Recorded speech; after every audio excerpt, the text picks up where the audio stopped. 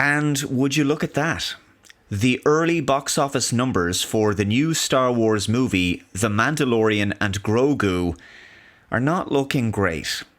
They're not looking great, to be honest. The film is now in cinemas, if you want to go and see it. For those of you who have seen the movie, please let me know in the comments below what you thought of it. This article is from CNBC. Disney's Star Wars The Mandalorian and Grogu tallies lowest Thursday preview sales in franchise history. Yeah, it's another negative precedent for the Star Wars franchise. And I think it shows us that the film will have a difficult time generating a good box office haul. Disney's Star Wars The Mandalorian and Grogu tallied $12 million in Thursday night previews, the lowest collection of advance tickets in franchise history. Conservative estimates from box office analysts project the film to generate around $80 million for its 3-day opening weekend and around $95 million for the 4-day Memorial Day holiday weekend. So that would really put the opening domestic weekend for the film in and around Solo: A Star Wars Story, that kind of territory. At the present time, it's still not clear if The Mandalorian and Grogu is going to outperform Solo. We shall see, but we don't know if it's going to be higher or lower. But there probably isn't going to be an awful lot in it. It says Disney's Star Wars The Mandalorian and Grogu tallied $12 million in Thursday night preview sales, the lowest collection of advance tickets in the franchise's history, according to data from ComScore. Solo: A Star Wars Story was the previous low bar, with $14.1 million in pre-show tickets back in 2018. Now, of course, it's important to factor in that you could also adjust for inflation, because 2018 is quite a while ago. So that would only further widen the gap there.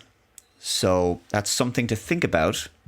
But Thursday, it is a very important day, because if it's a bit sluggish for a movie opening, it might suggest that hardcore fans don't really consider the movie to be must-see. Because if the film is a big deal, fans are chomping at the bit to go and see it.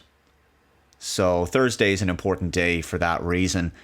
Solo: A Star Wars Story, as we've talked about several times before, was a box office failure for a couple of reasons. In part because its budget was so high. There had been a lot of reshoots for the movie, and so that's what ballooned the budget. So the film was always going to have a difficult time recouping its costs for that reason alone. But it did have the lowest box office weekend. As you can see here from Box Office Mojo, Solo: A Star Wars Story brought in $84 million on its opening weekend in the US. And then it went on to have a worldwide total of just $392.9 million. So that's what it made worldwide. And as a result, it didn't generate a profit. I think that prior to that film, the franchise was considered invincible. That film, Solo: A Star Wars Story, set a bad precedent, which is to say that it was suddenly possible for a Star Wars movie to be a box office failure. That had not happened before. No one believed a Star Wars movie could flop. It hadn't happened before, and then it happened with Solo. So what I think made Star Wars special throughout the 80s and much of the 90s was that, it was still rare. George Lucas had, of course, done the remasters of the trilogy, and they were released in the 90s. And then eventually he'd do the prequel movies beginning in 1999 with Phantom Menace. And then he'd do Attack of the Clones and Revenge of the Sith. But Star Wars as a brand was strong because there was so little of it. It made it precious and valuable as a brand. But then the Disney era happened, and quantity has seemingly taken precedence over quality. There's just so many TV shows now. From quite good to mid and even some downright terrible. And of course, the sequel trilogy series just got worse as it went on. And now Star Wars has just lost its magic. The status it had is gone.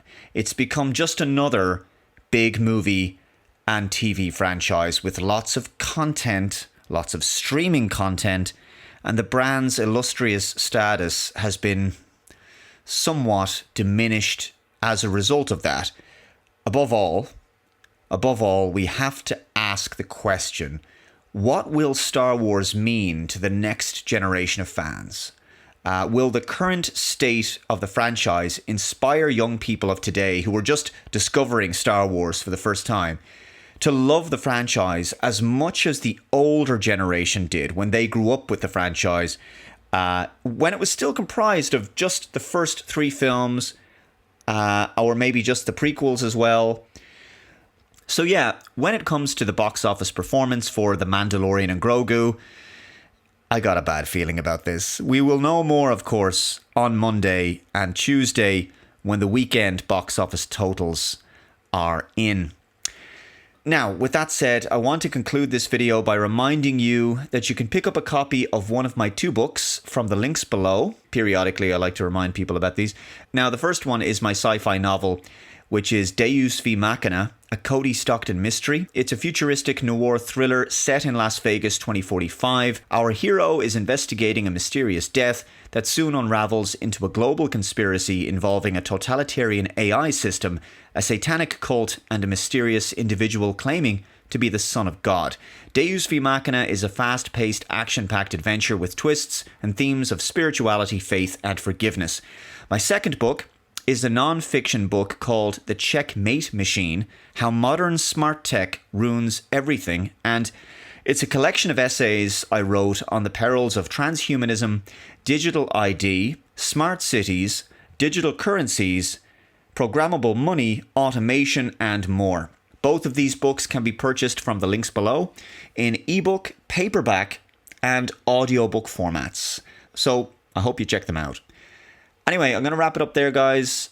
If you've seen The Mandalorian and Grogu, let me know your thoughts in the comments below. I have to confess, I haven't gone and seen it yet. I'm still debating about whether I will because I haven't heard very good reports and I just don't want to waste my time. So I'm looking forward to hearing what my audience thought of the movie. Be sure to subscribe to Computing Forever, hit that notification bell to be notified of future updates on the channel, share the video out there, hit that like button, take care, and I will see you in the next one. Bye-bye.